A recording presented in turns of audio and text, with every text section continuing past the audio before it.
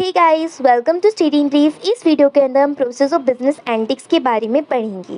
First step is define the problem, यानी कि सबसे पहले बिजनेस को अपनी नीड को आइडेंटिफाई करना पड़ता है एंड उसके बेस पे अपनी प्रॉब्लम एंड अपॉर्चुनिटी को आइडेंटिफाई करना पड़ता है, उसको डिफाइन करना पड़ता है जो उन्हें ग्रैब करनी है बाय एनालाइजिंग द डेटा। अब इसके अंदर कुछ की क्वेश्चंस इंक्लूड होते हैं, जैसे कि आपका बिगेस्ट चैलेंज क्या रहने वाला है इस डेटा को एनालाइज करने में, आपका गोल्स क्या है, यानी कि आपका क्या पर्पस है मेन जो आप डेटा को एनालाइज करना चाहते हैं, एंड कौन से टाइप का आपके क्वेश्चंस को आंसर देना है इस डेटा को एनालाइज करने के बाद।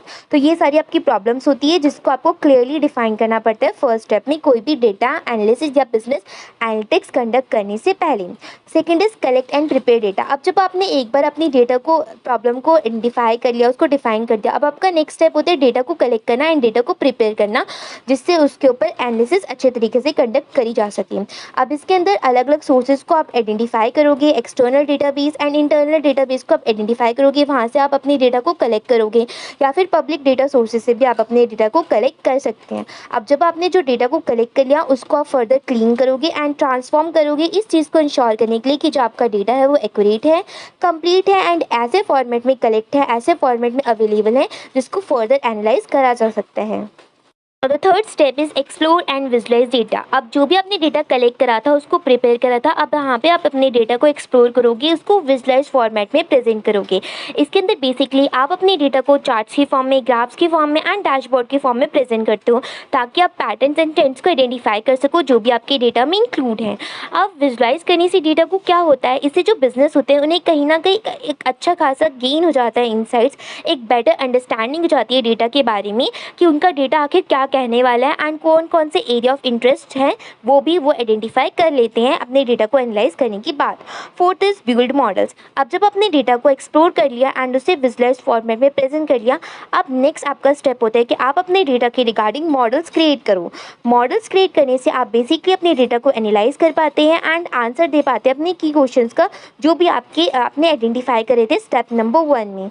अब इसके अंदर आप क्या करोगे, एप्रोप्रिएटिव स्टैटिस्टिकल टेक्निक्स का यूज़ करोगे, एल्गोरिदम्स का यूज़ करोगे, टेस्टिंग करोगे अपने डेटा को एंड रिफाइन करोगे मॉडल्स को इस चीज़ को इंश्योर करने के लिए कि जो भी आपकी एनालिटिक्स हो रही है, जो भी आप एनालाइज कर रहे हो वो एक्यूरेट है।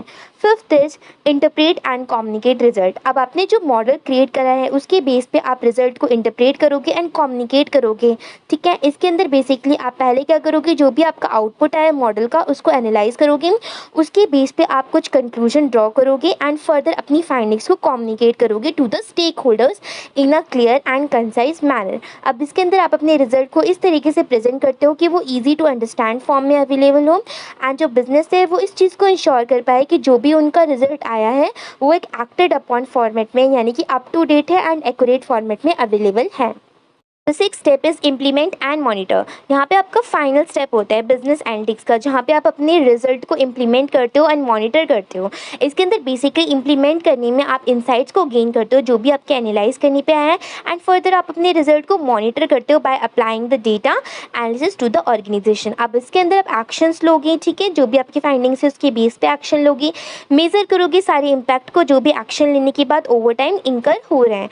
अब इसके अंदर आप अपने रिजल्ट को भी मॉनिटर करोगे एंड बिजनेस को इस चीज़ की इंश्योरिटी होगी, यानी कि इस चीज़ को इंश्योर करेगा बिजनेस कि जो उनकी एनालाइज है वो प्रोवाइड कर रही है वैल्यू टू द ऑर्गेनाइजेशन या फिर वैल्यू प्रोवाइड नहीं कर रही, क्या वो उस एनालाइज करने से अपने जो गोल्स हैं ऑर्गेनाइजेशन वो अचीव कर पा रही या फिर ऑर्गेनाइजेशन अपने गोल्स को अचीव नहीं कर पा रही। इस चीज़ को आप मॉनिटर करोगे at last in the step of business analytics.